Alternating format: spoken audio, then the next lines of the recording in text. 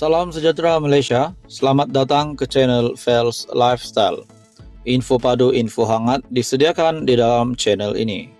Tuan-tuan dan puan-puan yang dihormati sekalian, dalam sebuah artikel daripada Astro Awani, Dewan Rakyat terima pemakluman kekosongan kerusi Parlimen Kuala Terengganu. Dewan Rakyat memaklumkan menerima surat daripada pengerusi Suruhanjaya Pilihan Raya Malaysia SPR berhubung kekosongan luar jangka kerusi Parlimen P036 Kuala Terengganu. Yang Dipertua Dewan Rakyat Tan Sri Johari Abdul berkata, kekosongan itu berikutan penyandangnya Datuk Ahmad Amzad Hashim tidak mengemukakan rayuan yang berakhir pada 11 Julai lalu kepada keputusan Mahkamah untuk membatalkan kemenangan calon PAS itu pada pilihan raya umum ke-15 yang lalu. Sehubungan itu, pihak SPR akan mengadakan satu pilihan raya bagi mengisi kekosongan tersebut dalam tempoh 60 hari dari tarik kekosongan berkenaan. Katanya dalam kenyataan yang dikongsi di Twitter pada Jumaat. Sebelum ini, Mahkamah Pilihan Raya Kuala Terengganu membatalkan kemenangan calon PAS itu selepas membenarkan petisyen pilihan raya yang difailkan calon Barisan Nasional di kerusi parlimen itu, Muhammad Zubir Embong. Keputusan itu dibuat selepas pihak pempetisyen berjaya membuktikan wujudnya unsur rasuah ketika kempen pilihan raya umum ke-15. Dalam pada itu, Setiausaha Agung PAS, Datuk Seri Taqiyuddin Hassan berkata, pihaknya tidak akan mengemukakan rayuan terhadap keputusan itu. Sebaliknya, kata beliau, PAS sedia berdepan dengan pilihan raya kecil PRK. Menurut beliau, sekiranya PAS mengambil keputusan untuk merayu, maka ia akan melibatkan tempo yang lama dan dalam tempoh terbabit, rakyat tidak akan mempunyai ahli parlimen. Taqiyuddin juga tidak menolak kemungkinan untuk mengekalkan calon sama bagi kerusi berkenaan. Saudara-saudara, tuan-tuan dan puan-puan semua, ini menjadi satu lagi topik yang panas, isu yang panas, di mana Dewan Rakyat terima pemakluman kekosongan kerusi Parlimen Kuala Terengganu. Ini bermakna Perikatan Nasional dan PAS telah kekurangan satu lagi ahli parlimen. Teruskan bersama di dalam channel ini untuk info yang seterusnya. Mohon bantu channel ini dengan menekan butang like, share, dan juga subscribe. Salam sejahtera Malaysia. Selamat datang ke channel Fels Lifestyle. Info padu, info hangat disediakan di dalam channel ini.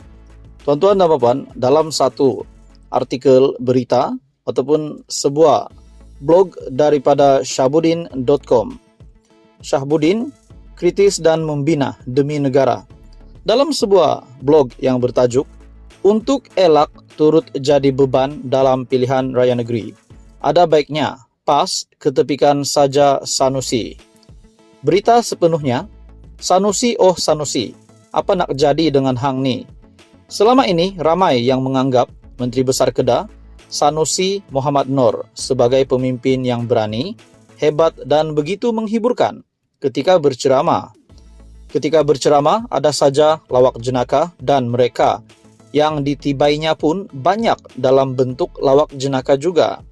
Tetapi, sesiapa yang mendengar ceramah beliau baru-baru ini yang memperlekeh Sultan Selangor dalam isu perlantikan Amiruddin Syahri sebagai Menteri Besar pada tahun 2018 lalu, rata-ratanya kini mula mengubah fikiran mereka. Ucapan beliau yang memperlekeh Sultan Selangor itu adalah suatu kebiadaban yang melampau. Apalagi tindakannya membandingkan dengan Sultan Kedah yang didakwanya lebih hebat, yang tidak mungkin melantik pemimpin cokia seperti Amiruddin sebagai Menteri Besar. Apa hak Sanusi mempertikaikan Sultan Selangor, sedangkan kuasa melantik Menteri Besar adalah hak mutlak dan kebijaksanaan Baginda selaku negeri.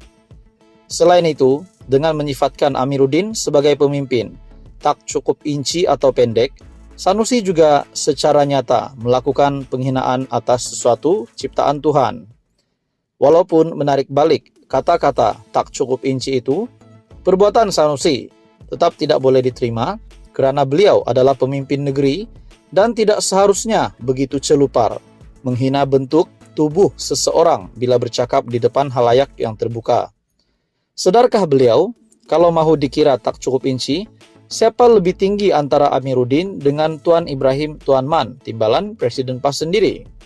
Kenapa juga Sanusi hanya menarik balik kata-kata tak cukup inci yang ditujukan kepada Amiruddin saja, tetapi tidak menarik balik perlekehannya terhadap Sultan Selangor? Dalam ceramah beliau itu, sekurang-kurangnya ada 3 kesalahan telah dilakukan oleh Sanusi. Pertama, beliau secara terang-terang telah menyentuh isu berkaitan 3R, raja, kaum, dan agama. Secara tidak bertanggung jawab, biadab dan melampau. Kedua, menghina fisikal individu lain secara terbuka dan sengaja. Dan ketiga, menghina sesuatu ciptaan Tuhan karena sama ada pendek, tinggi, hitam, putih, atau apa juga rupa bentuk seseorang itu, ia adalah ketentuan serta rahasia tentang kebesarannya yang kita sebagai manusia adalah berdosa menghinanya. Dengan 3 kesalahan tersebut, pihak berkuasa wajar mengambil tindakan sewajarnya terhadap Sanusi. Kalau orang biasa didapati menghina sultan atau raja, mereka pasti akan didakwa di mahkamah, dan dalam kes Sanusi ini, pihak berkuasa wajar lebih pantas lagi untuk bertindak. Ini karena sebagai pemimpin, perlekehannya terhadap sultan lebih membawa kesan buruk berbanding rakyat biasa melakukannya. Dan kebetulan, PRN Kedah akan berlangsung pada 12 Ogos. Berdasarkan perlakuan Sanusi yang memalukan, inilah masanya untuk pengundi Kedah menghukum beliau dan parti yang diwakilinya. Kedah tidak memerlukan pemimpin seperti Sanusi yang langsung tidak adab dan budi bahasa kepada Tuhan, raja, serta sesama manusia. Orang Kedah wajib berasa malu daripada terus berketuakan Sanusi memimpin negeri itu. Dalam hal ini, jika PAS dan PN mahu mengelak daripada turut terbeban dengan apa yang Sanusi lakukan, langkah wajar ialah dengan tidak meletakkan beliau sebagai calon Menteri Besar Kedah lagi selepas ini.